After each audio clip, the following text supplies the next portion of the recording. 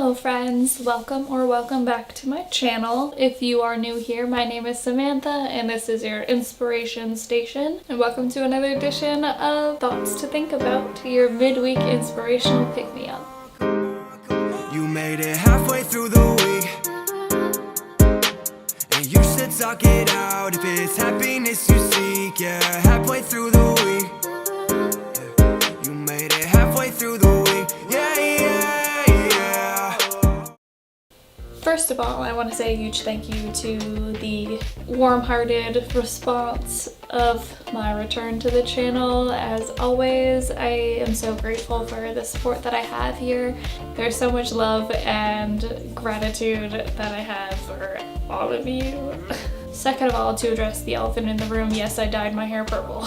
Quarantine made me do it. In reality, I tried to touch up my hair and it was not coming out the way that I wanted, so I dyed over it.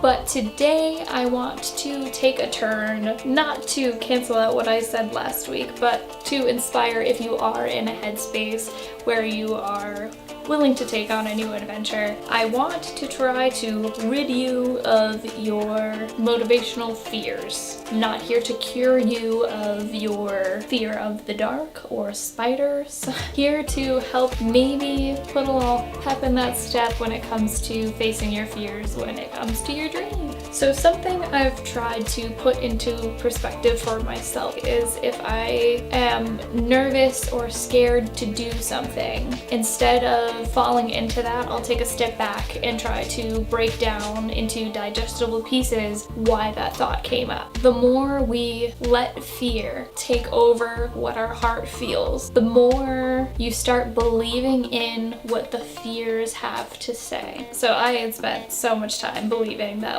no matter what I did, I was gonna get judged, therefore I shouldn't do anything. When really, it's I know what I'm trying to do is for the better, so I'm just gonna do it. So when you break down the different aspects of what your fear is doing to you and what dialogue that fear has to say, it's so much easier, so much more digestible to break down and overpower those fears. For example, judgment can seem scary, and yes, negative minds and hearts can seem really loud, but that's all it is. Just because their opinion seems strong doesn't mean that they're correct. If you're confident in what you want to do, if you have the willpower and you want to make a way, do it. There's always going to be people that don't want to see you win, and that's okay, because those people aren't particularly deserving to be proven wrong, but it's a matter of being able to continue for the people that want to see you win and not letting that hold you back. I feel like the two biggest fears that a lot of people run into, at least in my experience, so I'm not trying to seem high and mighty, the fear of judgment and the fear of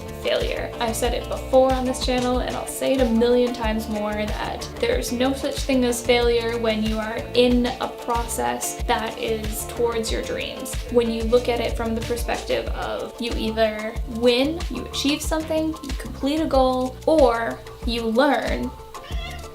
Hello? That's all you need. You hanging out?